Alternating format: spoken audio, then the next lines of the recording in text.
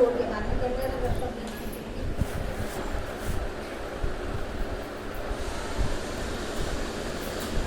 उद्धव जी, मनुष्य के कल्याण के हेतु मैंने 3 उपाय बताए हैं। पहला ज्ञान योग, दूसरा निष्काम कर्म योग, तीसरा भक्ति योग। मनुष्य शरीर, ज्ञान और भक्ति प्राप्त करने का साधन है, अतः श्रेष्ठ है। यह मनुष्य शरीर उत्तम नौका के समान है, सभी फलों का मूल है, करोड़ों उपायों से भी अलभ्य है, फिर भी देव योग से मिल पाया है। गुरु रूपी माझी के द्वारा तथा मुझ वायु से बढ़ रहा है। फिर भी यदि इस अमूल्य देह नौका का सदुपयोग ना कर भवसागर पार करने का प्रयत्न ना करे तो वह मनुष्य स्वयं अपना ही नाश करता है, आत्मघाती है। उद्धव, यदि सत्संग ना किया जा सके तो कोई बात नहीं, किंतु कामी विषयों का संग तो कभी न करना। सत्संग की प्राप्ति ईश्वर की कृपा पर आधारित है। कामी का संग त्याग मनुष्य के अपने बस की बात है। मन केवल प्रभु को ही दो, किसी स्त्री, पुरुष या रिश्तेदार को नहीं। हे उद्धव, तुम अपना मन मुझे ही देना, मैं तुम्हारा धन नहीं मन ही मांगता हूँ। हे उद्धव, इस अखिल विश्व में मैं ही व्याप्त हूँ। मेरी भावना कर भक्ति के द्वारा सभी के आत्मा रूप मेरे दर्शन करके मनुष्य के हृदय के अहंकार की गांठ छूट जाती है।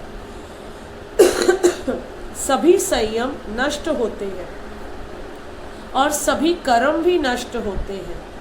उद्धव, किसी की प्रशंसा से प्रसन्न ना होना और किसी की निंदा से अप्रसन्न भी ना होना, स्तुति और निंदा को एक समान मानना। उद्धव जी कहने लगे, निराधार निंदा को कैसे सहा जाए। भगवान, जो निंदा सह ना सके वह कच्चा है। निंदक तो मित्र है, वह हमें दोष दर्शन कराता है। इसी कारण से तो साधु जन हमेशा निंदक को अपने साथ ही रखते हैं। निंदा के शब्द तो आकाश में विलीन हो जाते हैं। निंदक मित्र समान, साधो निंदक मित्र समान। फिर भगवान ने उद्धव जी को भिक्षु गीता का उपदेश दिया। सुख दुख तो मन की कल्पना है।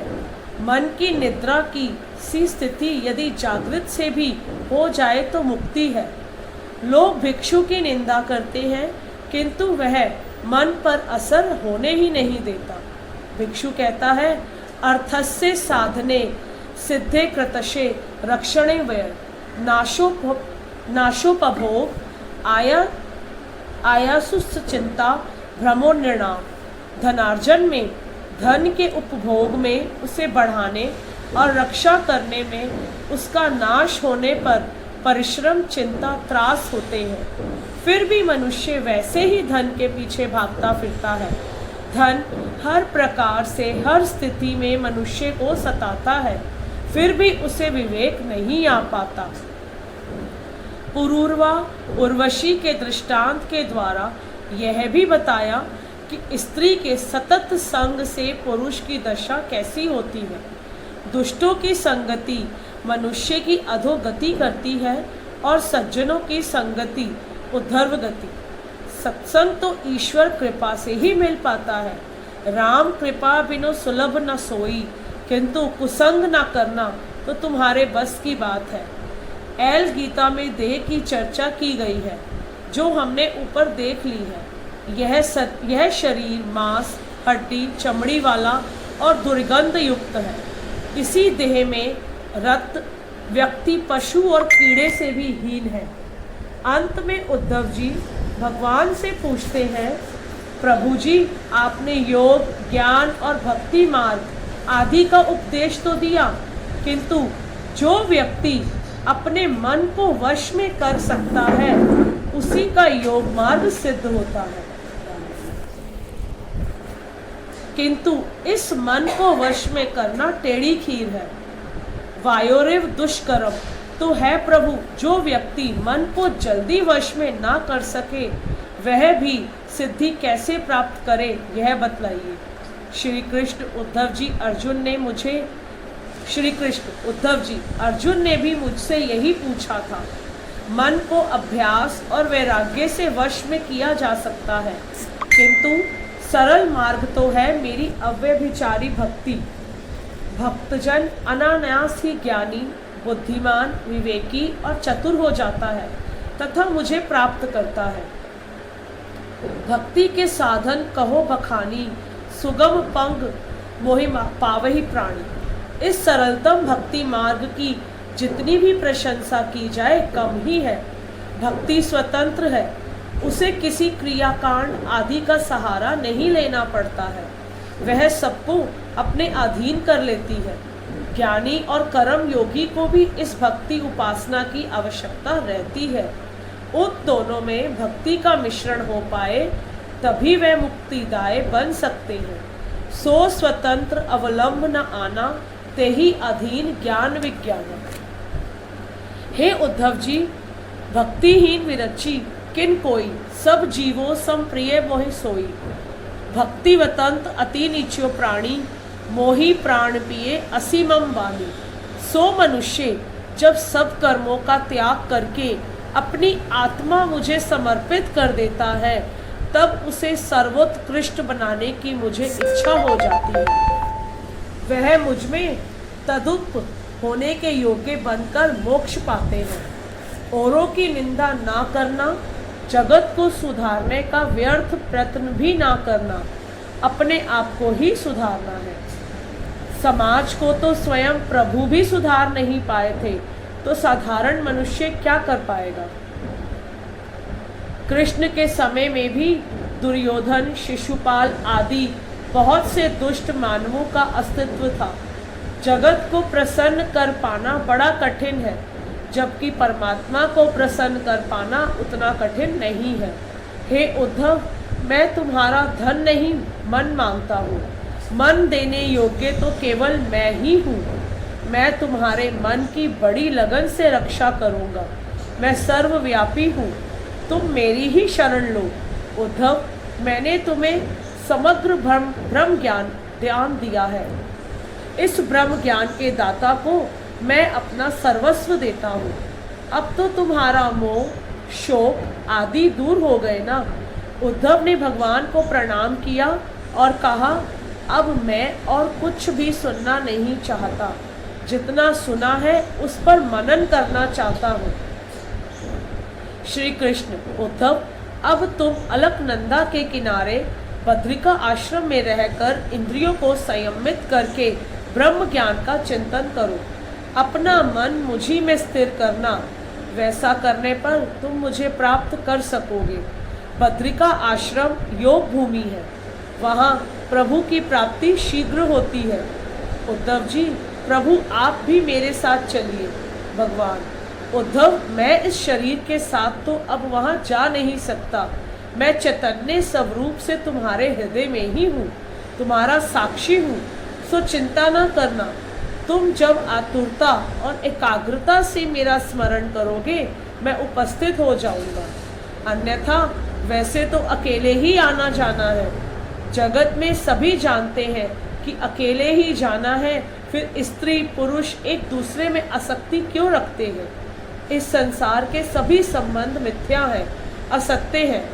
एक श्रीमंत नगर सेठ का जवान पुत्र रोज एक महात्मा की कथा सुनने को जाता था, किंतु समय से पहले उठकर चला आता था। तो महात्मा ने एक दिन उससे ऐसा करने का कारण पूछा।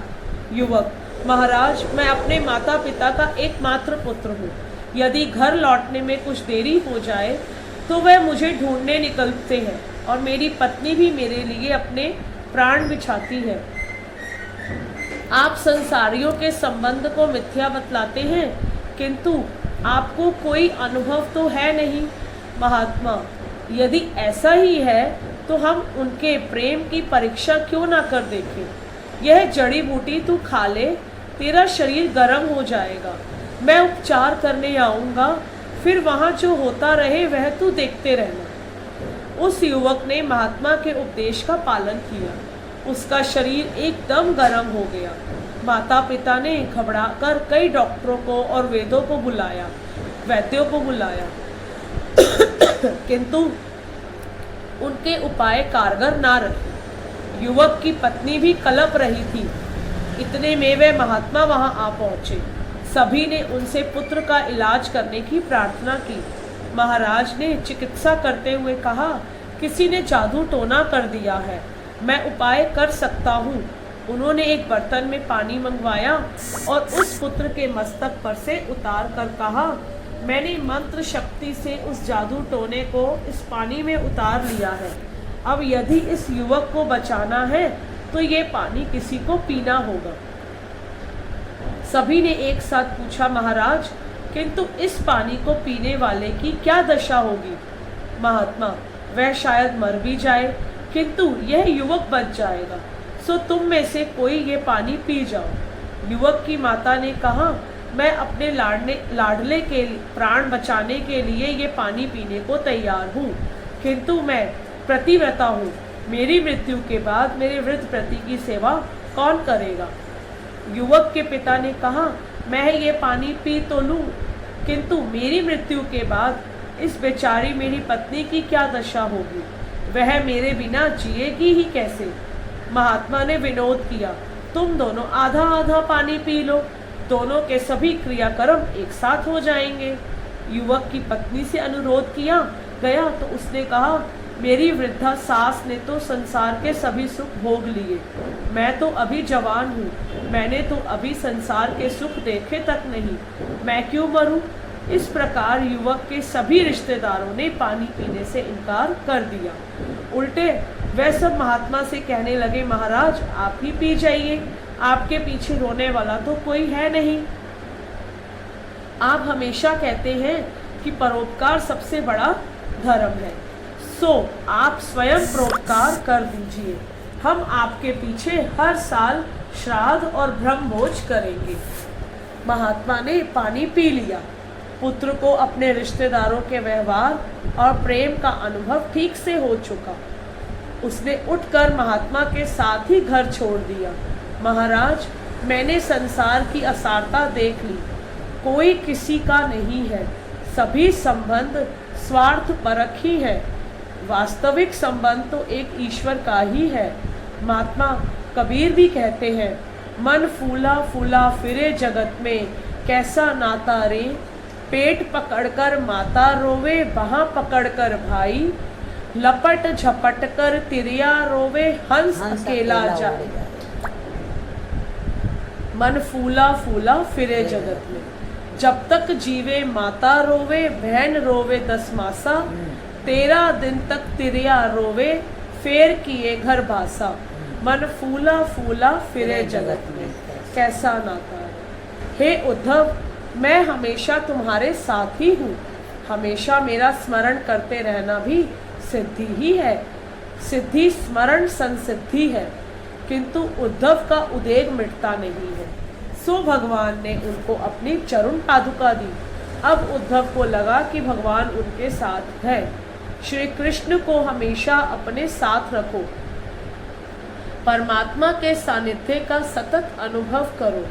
तुकाराम ने कहा था, चाहे मेरा वंश ना रहे, चाहे मुझे भूखों मरना पड़े, किंतु प्रभु मेरे साथ रहे। उद्धव बद्रिका आश्रम आए, उनको सद्गति मिल गई और वह कृतार्थ हो गए। फिर यादवों के विनाश की कथा सुनाई। द्वारिका लीला की समाप्ति के समय पंढरपुर में पुंडलिक भगत हुआ, जिसे कृतार्थ करने के लिए द्वारकानाथ विट्ठलनाथ बने। पुंडलिक घर में से जल्दी बाहर नहीं आया। भगवान की कमर में वेदना होने लगी, सो वह कमर पर हाथ रखकर खड़े रहे। भगवान कहते हैं, कभी निराश न होना, मेरी शरण में आओ, मैं तुम्हारे लिए हमेशा खड़ा हूँ। वह कटी पर हाथ रखकर यही सूचित करते हैं कि उनकी शरण में जाने वाले के लिए संसार केवल कटी भर ही गहरा है, उतने जल में कोई डूब नहीं सकता। अपने पापों का प्रायश्चित करके मेरी शरण में आओगे तो संसार सागर से तर जाओगे। श्री कृष्ण साक्षात परमात्मा है। वे पुंडलिक के लिए द्वारका से पंढरपुर तक गए थे। वे अब भी पंढरपुर में विद्यमान है। विट्ठल नाथ के गुणों का वर्णन कौन कर सकता है। नेति नेति कहे वेद पुकारे, सो अधरन पर मुरली धारे। शिव संकादिक अंत न पावे, सो सखियन संग रास रचावे। सकल लोक में आप पुजावे, सो मोहन व्रजराज कहावे। महिमा अगम निगम जिहि गावे, सो यशोदा लिए गोद खिलावे। जप तप संयम ध्यान न आवे, सोई नंद के आंगन धावे। शिव संकादिक अंत न पावे, सो गोपन की गायें चरावे। अगम अगोचर लीलाधारी, सो राधावश कुंज बिहारी। जो रस ब्रह्मादिक कह नहीं पायो, सो रस गोकुल गलिन बहायो। सूर सुयश कहीं कहाँ बखाने, गोविंद की गति गोविंद जाने।